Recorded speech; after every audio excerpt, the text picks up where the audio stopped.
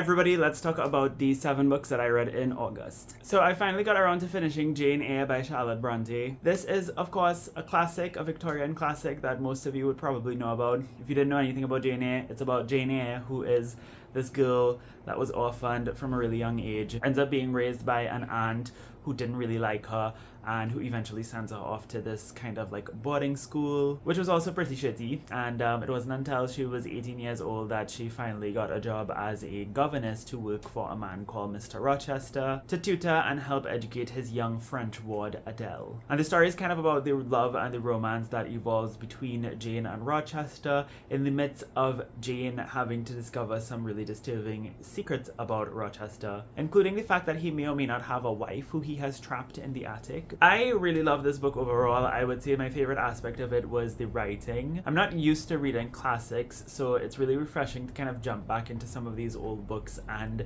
kind of expose myself to a different writing style, a different perspective. I found a lot of the characters to be quite charming, especially Jane. I really appreciated sort of seeing this young woman, especially for the time in which that this book was written, sort of express her agency and, you know, have a firm idea of what it is she really wants and pursuing that with a certain level of determination and ambition. I really enjoyed reading about her character and how she struggled and how she survived through all of the things that she had to kind of face. The main thing I disliked about this book was Rochester. I found him to be creepy, disgusting, and weird. I found him to be absolutely abhorrent, and I made a whole reading vlog where I vlogged like my reading of the first half of this book. You could go check that out, and I go into more detail with my disdain for Rochester there. But suffice to say, I don't care if this book was published in the 1800s and it was set in a different time or whatever. I don't think anything excuses all of the wild shit that, I mean, he had a woman trapped in the attic. That's crazy to me. And that was one of the only things about this book that I felt could have been better. I think the fact that there was somebody trapped in the attic, that should have been a major element of the story, and it kind of is, but it also isn't. It's like a side thing, and I feel like, you know, that part of the story was very underdeveloped, which is part of the reason why I picked up Wide Sargasso Sea by Jean Rhys. This is a classic that was published in the 1960s or 70s or 80s. Yeah, it was the 1960s. This is a book that actually gives the backstory to Bertha Mason, the woman in the attic. Her real name was actually Antoinette Cosway, and she was from the West Indies, specifically Jamaica, and the first part of this book is set in Jamaica, and the rest of it is set mostly in Dominica, which is actually where Jean Rhys is from. And the story is basically about how Rochester came to the Caribbean to meet this young woman, to marry her and take her back to the UK. But it is a story about her fall or her descent into, you know, mental illness and the kind of mindset that she was in when we meet her in Jane Eyre. She's like the daughter of a planter, and emancipation recently happened, so there was sort of like a revolt on the plantation that they were living in Jamaica, and they had to flee, and so her life is sort of defined by the sins of her family. And I think in many ways this book is sort of meant to be like, I don't want to call it white guilt, but it is a story about a family that were former slave owners, and it's about how they are kind of trying to continue on in a world after slavery has ended. A lot of the book takes place from Antoinette's perspective, but a huge portion of it also takes place from Rochester's perspective. That's the first major thing that I did not love about this story, because not liking Rochester, I really didn't need to see like half of a story from his point of view. I already got enough of him from Jane's point of view, and then from Antoinette's point of view. I didn't need to have like a whole half of this book be Rochester's brain. Anyways, I was getting to the other main thing that I didn't really enjoy about this story, which, you know, is going back to the whole slavery thing. Yeah, I really struggle to read from the perspective of somebody who was a former slave owner. I don't think this book is trying to get you to empathize with them or to feel the white guilt or anything. I think it's a story that's more so just meant to explore that perspective, right? Especially from the perspective of a young person who didn't really choose that. Like, she herself wasn't a slave owner, her father was or whatever. I don't know, like, this book just made me very confused and very uncomfortable, and I think it was a healthy challenge for me as a reader, but nothing else about the story was really redeeming. Nothing about the writing or the storyline itself was really redeeming. So having to deal with this really uncomfortable perspective, as well as Rochester's perspective, I just didn't like it. Anyways, the next book I read I actually listened to on audio whilst reading along with the ebook. I switched between the ebook and the audio and I hybridized sometimes, so it was kind of like a mixed reading experience. And that was Orbital by Samantha Harvey, and the audiobook was narrated by Sarah Naudi. This is a book about 6 astronauts who go into space in the International Space Station, and it's really just about the International Space Station orbiting the Earth and the observations that the astronauts have of the Earth. We do get some insight into who they are, their personalities, their backgrounds, their struggles, their lives and whatnot, but we don't get too much of that. Most of the book is really just a description of the Earth being observed from the International Space Station. And it was great! The writing in this novel, first of all, is so beautiful and so perfect for what it is about. Samantha Harvey breathes so much life into her descriptions of the planet from this really ethereal and amazing perspective. There's a video that I watched a couple years ago with an astronaut, and I forgot the name of the astronaut, but she was basically touring the International Space Station, and that was the first time in my life where I really kind of had a sense of what life in there looks like. I mean, I always knew about the International Space Station, I always knew that astronauts go into space and there's no gravity and whatnot, but like you don't really reconcile with something or really sit down to think about what something actually is like or what the experience is like until somebody tells that story. So watching that video, it was so fascinating to see her basically swimming around in the air and like, you know, showing us like water droplets floating around and all that kind of stuff. But the thing about that video that was so amazing to me was when she took us to the window and we saw the Earth from her perspective. That video stayed with me for a very long time, so when I picked this book up I already had a sense of that visual, and Samantha Harvey added so much more layers to that. Her descriptions of the Earth were so incredibly beautiful, and they delved not only into just like physical descriptions of the Earth, but what do the characteristics of the Earth, what do the things that people from the space station see, what do those things tell us about us, what do they tell us about humanity. I just found it to be such a beautiful and incredible read. I would say my only main problem with this book was just that was really all the story was. I think if it was a little bit longer and it had some kind of a plot going on, like maybe some kind of intrigue with the characters or a little mystery happening in the space station, I think that would have really, you know, made this a much more memorable read, because as much as I really enjoyed it, I don't know that this story will stick with me for a very long time, but I would still recommend this nonetheless, and the audiobook narrator does a beautiful job. She's very British. Her accent is really British, which I think really helps and pairs well with Harvey's writing style. Something about just imagining yourself in the outskirts of the atmosphere and looking at this ball of light glowing with everything that we've ever known and loved and understood in this vast expanse of darkness is just so incredible, and a lot of us will never experience that, at least not in this lifetime, and I think a book like this can at least give us the opportunity to feel somewhat what that experience is like, and I would highly recommend it for that reason alone. The next book that I read is a local book. This is Pleasantview by Celeste Mohammed. This is a novel that takes place in a fictional city or town in Trinidad called Pleasantview, and it is a novel told in stories. So each chapter tells the perspective of a different character who lives in Pleasantview, but all of their stories intertwine. The very loose overarching narrative of the story, I would say, is the fact that elections are happening, and that is leading to increased tensions in a community that is already filled with so many tensions. This book is just pure bacchanal. Like, it is honestly such a fantastic read, and one of my absolute favorite things about this book is it feels so authentically Trinidadian. It feels like Celeste Mohammed wrote this for a Trinidadian audience, and that's not to say that other Trini writers don't write for Trini audiences, but sometimes, you know, I feel this sense from local authors and even regional authors of kind of catering to an international audience. But this book just feels so Trini. It feels so down to earth. Like, while reading this, I forgot that I was reading at times, and I just felt like I was listening to stories around me. These characters are so relatable, they feel so contemporary, they feel so current, and they feel so real. Like, you could tell that Celeste Mohammed has a very on-the-ground sense of her people and the people around her. The book touches on so many different things that are so particular to our culture. It's a really interesting and keen look at class relations, race relations, especially religion and religious extremism as well. Obviously, politics is a huge part of the story. Immigration is a huge part of the story.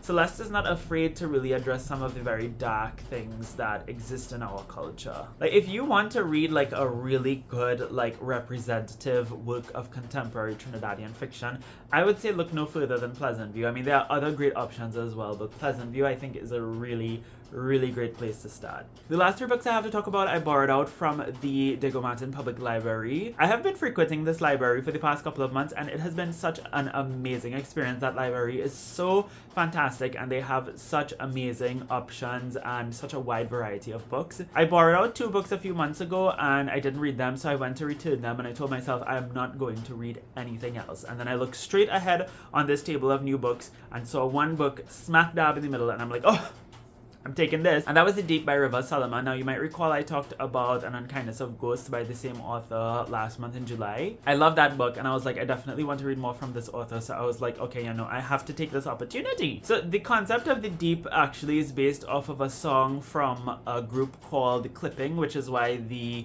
members of the band also get writing credits on this book. And the whole idea is that during slavery and during the Middle Passage specifically, when pregnant women were thrown off of the ships, they gave birth to their children in the water, and those children were born able to, they were born essentially adapted to a marine environment. They were born like mermaids, basically, and they eventually sort of proliferated and created a whole new population of people who are all descendants of the women that were thrown off of the slave ships. Their history is extremely traumatic, so to save people from that history, there is one person every generation who is in charge of knowing the history, and that person is called the historian. They are in charge of keeping all of the memories, and they only share those memories once a year at this particular event called the Remembering, where they tell everybody what happened, and everybody is horrified for a few days, and then they just forget after for a whole other year, while the historian becomes the only person who keeps the memories with them throughout the whole process. The main character of this book, whose name I'm blanking on right now, she is the one who is responsible for the remembering. She is the historian of her generation, and she can no longer bear carrying those memories with her. They are too much for her, so she decides to run away. Or to swim away. So she swims away, and she ends up on shore, and she encounters one of us, a human being. Somewhere on the coast of West Africa, I'm assuming, is where she ended up. And she befriends this person, and it's sort of exploring their relationship with each other and kind of reconciling one of the biggest fears that the Wajinru, who are the underwater people, have, which is sort of dealing with the two-legged people on the surface. They have a lot of fear and resentment towards us, and it's about her sort of reconciling those things that she learned about the two-legged people, and maybe perhaps trying to prevent her people from doing something to the land-dwelling population that they may regret. It is a really beautiful story that allegorizes the experience of people who in real life do take on the responsibility of learning their history and reconciling with traumatic memories from their ancestry. The burden that could put on you, but also the ways in which it can be liberating and rewarding to learn that history, and especially to share that history and to create a more conscious community and population. The next 2 books that I borrowed out from the library were both graphic novels. So the first one is called The Magic Fish by Nguyen. This is a beautiful story that takes place in the 1990s, and we're following Tien, a teenage boy who is struggling with wanting to come out to his immigrant Vietnamese parents. Part of the way that he bonds with his parents is through reading stories to them. So the book is, on one hand, from his perspective and his story, but it is also the story of the stories that we're reading along with him and his parents. So we flip from the real life story to the fantasy stories, and we see some of the connections and some of the ways in which what they're reading connects to their lives. We also get some perspectives from his mother and her experience leaving Vietnam. Vietnam. Her experience leaving Vietnam when she was younger. We also get some stories from her perspective, and this is where the author dives into something really interesting, which is the idea of visual vocabulary. How her background and her context, as well as Tien's background and his context, how they are both very different and how they inform the ways in which these characters see the stories that they read. We get like a kind of a Cinderella story. We also get like the Vietnamese Cinderella story. We get a version of the Little Mermaid as well. And all of these take place from the perspective of these characters, and their history, their context define the ways in which they imagine the stories and the visual of the stories, which is something that the author expands on in the afterword. I highly recommend if you read this book to read the afterword, because he does such a really good job at contextualizing Vietnamese culture and history, as well as his knowledge of fashion and media, into how he illustrated and told this story. So I returned those 2 books to the library, and I told myself I am not borrowing any more for the rest of the year. I need to focus on my physical TBR. And then I borrowed 3 books, one of which was The Invention of Hugo Cabret, which I already read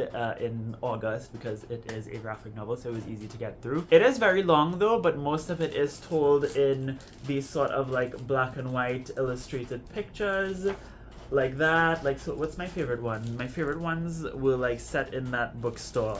Yeah, like, oh my god, the art in this book is just absolutely incredible. I really, really love it. This takes place in 1930s France, and I don't want to say it was based off of a true story, but there are some characters in this book who actually really existed, and you'll understand that when you get into the story. But this is basically about a young boy named Hugo Cabret, whose father was well,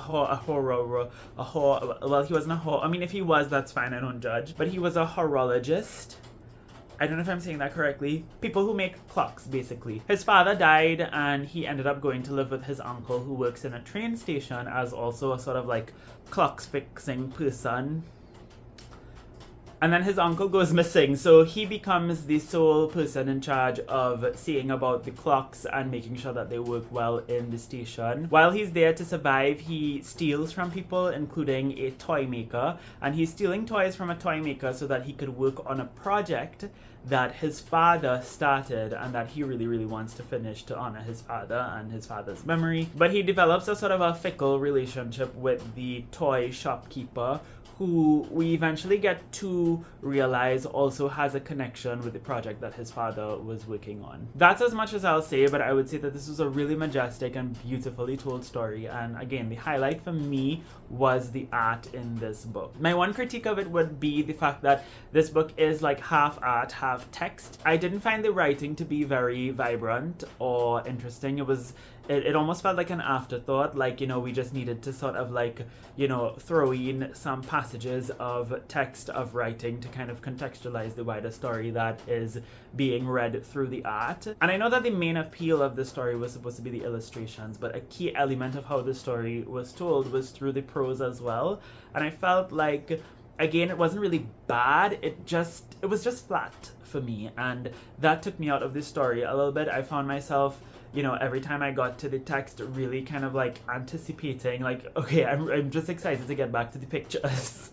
I felt like a little kid who, like, they're more concerned about the pictures in the books than they are with the, like, you know, the text or the writing. I don't know, that's the only thing that I felt like could have been done a little bit better. But overall, this was a really, really, really fantastic read. I'm glad that I finally read something from this author. I had always seen his books all over the place. Like, this used to have BookTube in a chokehold. And I used to see these books in the bookstores all the time, but they were always so expensive, so I never bothered to pick them up. And I'm glad I didn't, and I'm glad I just happened upon it in the children's section of the library. And so there you have it. Those are all of the books that I read in August. If you made it all the way to the end of this video, I would love if you could leave a clock emoji in the comments down below to let me know that you were here. If you enjoyed this video and you want to see more, make sure to like and subscribe and all that great stuff. That being said, thank you all so much for watching. I hope you have a lovely, lovely day, and until next time, inshallah, keep reading.